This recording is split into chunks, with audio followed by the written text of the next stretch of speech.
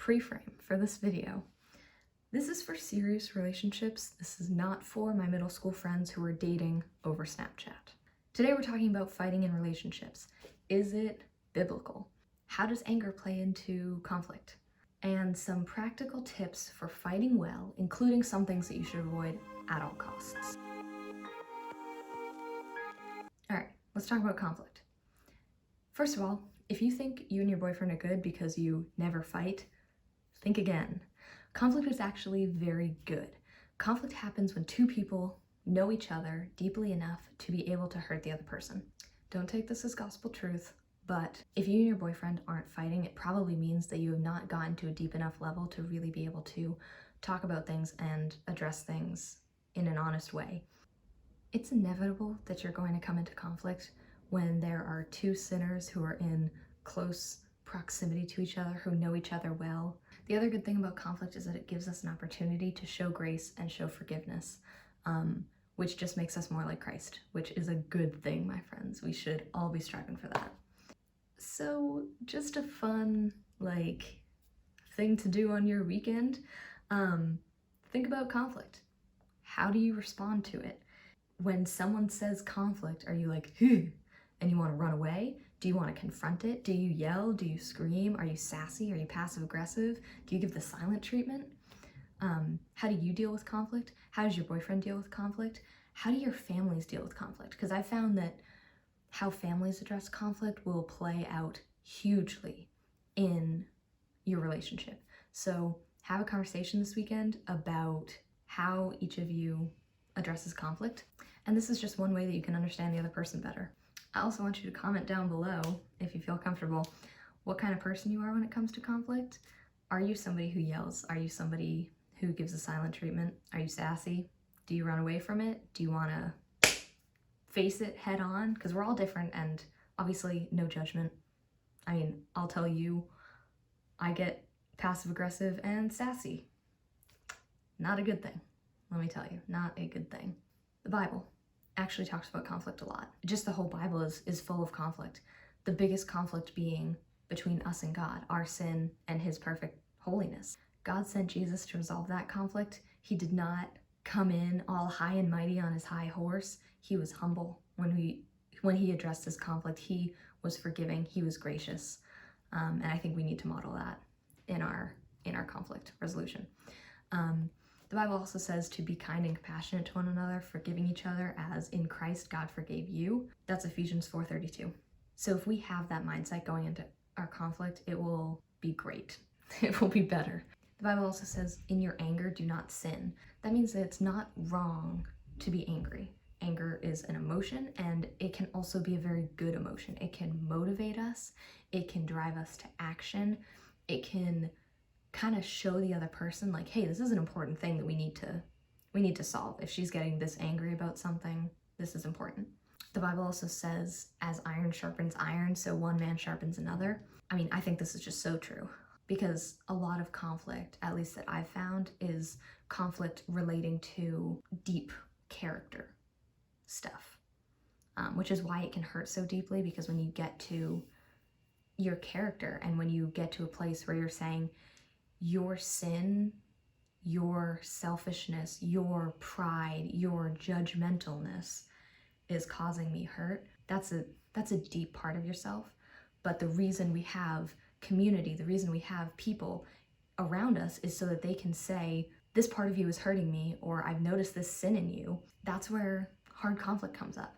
But that's a good conflict. The Bible talks about that. That's what friends do. That's what family does. That's what relationships do in general, is we sharpen the other person. We point these things out in grace and love because we want the best for the other person. If you don't want the best for the other person, that's just another topic. You might not want to be dating them if you really don't want the best for them. All right, we're gonna get into some practical tips. It almost looked like I was doing that, that's really cringy. I'm sorry. First thing is listening. I know you're like, duh, don't worry, these tips will get better. But listening not just to hear the person and then respond quickly with a sassy remark, I'm talking to myself, but actually listen to understand. Listen to understand where the person is coming from. Ask questions to make sure you understand. If you're not getting it, ask. I mean, we should feel so comfortable using the phrases, I hear you, I believe you, I'm listening. Tell me more about that. And if you don't understand something, say, I'm not sure I understand what you mean. Can you explain more? That shows the other person that you really do care about them and about hearing their side, hearing how they feel, hearing what they're experiencing. So after you understand, then you want to respond appropriately. Sometimes conflict is simply just a cry to be heard. I mean, this is very true for me. Oftentimes, if there's conflict, I just want to be heard. I just want to be able to express what I feel, and for my boyfriend to be able to say, I hear you, I'm with you, and there's not a lot to change. So sometimes the response is just listening. Sometimes the response is an apology. Sometimes there is hurt that needs to be apologized for. Sometimes there are changes to be made. Sometimes that often goes hand in hand with an apology. You say, I'm sorry for doing this thing. This is what I'm going to change so that I don't continue hurting you. Sometimes there needs to be a problem fixed, to find a solution, and you say, I don't know what the solution to this problem is, but this is the conflict, help. And so then you both work together and you find a solution. Whatever it is, once you understand the person and where they're coming from, you want to be able to respond appropriately. That can also mean timing. A big part of having conflict well is being able to know when the best time to talk about this is. You don't want to just spring something on the person and be like, all of a sudden, this is this huge thing that I've been thinking about for the past 4 months. Maybe like let them know, hey, there's this something I want to talk to you about. When can we talk? So they know what you're going to talk about. They're not blindsided. Along with responding well, you need to be able to know when you've reached your limit. So it's okay to take breaks when you're in conflict. It's okay to say, hey, I need 10 minutes. This is getting too heated for me. I mean, some conflicts, when they're really deep, escalate quickly. And you don't want that, because that's when you get to, I'm going to talk a little later about some things that you should never do in conflict. And the more it escalates, the more likely you are to do those things. Be able to press pause and take a walk, maybe for 10 minutes, maybe 30, maybe an hour. Cool down, but don't let the break go on for so long that you never come back to it, and then it just is an elephant in the room. One huge thing that we're all working on, but I feel like me especially, I'm working on learning how to say I was wrong, because as a type A, perfectionist, prideful person, it's very hard for me to take ownership of the things that I've done wrong. Conflict is often two-sided. It's rarely a one-sided thing where one person is doing all of the hurt. Even if you have a very small part in this conflict, apologize for it. Take ownership and say, I shouldn't have responded like this. I shouldn't have talked to you in this tone. So I'm sorry, I was wrong. And then you can address the other side, because it's hard to have a conversation with somebody who thinks that everything they've done has been perfect and that you just feel judged by them in your conflict. Own what you've done. My favorite part, some things to stay away from in conflict. 1, making sides. Don't make sides. Easier said than done, but you're on the same team in this conflict. Look at the problem and say, let's address this problem. Let's not fight with each other. This can be especially true, I know, for women. We do this a lot, where we go to friends and we tell the whole story and our friends are like, oh yeah, I'm totally on your side. Which can feel like, oh good, they're on my side. Like, it can feel reassuring. But what that really does is that just breaks you apart from the person that you're conflicting with, because then you go into the conflict thinking, I'm right, my friends are on my side. Another thing to stay away from is refusing to forgive. So if someone apologizes, forgive them. It's simple. Not easy, but simple. Get before the Lord, ask him for humility, ask him for forgiveness, but don't hold on to things that they've apologized for already.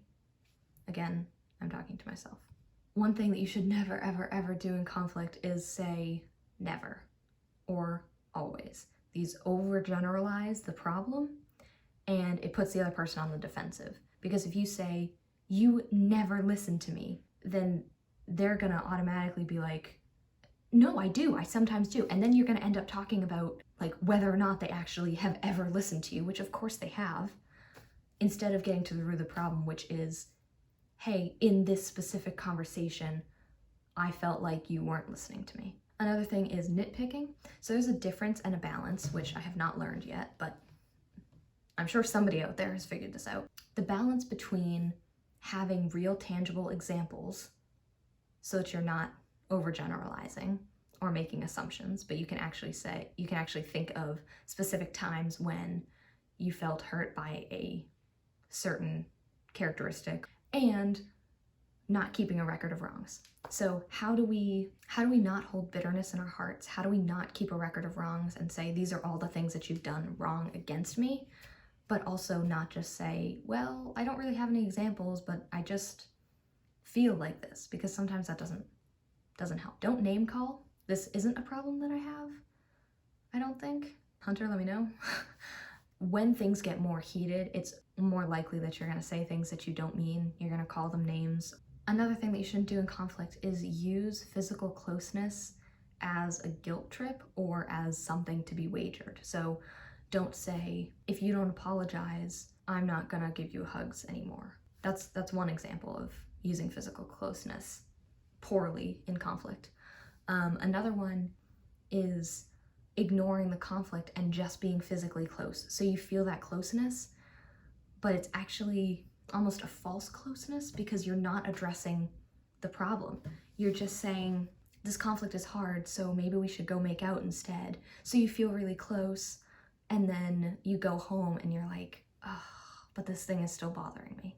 So both of those things can be really hurtful and really detrimental to a relationship when you're in conflict. Another question is, should everything be brought up in conflict? How do we pick our battles?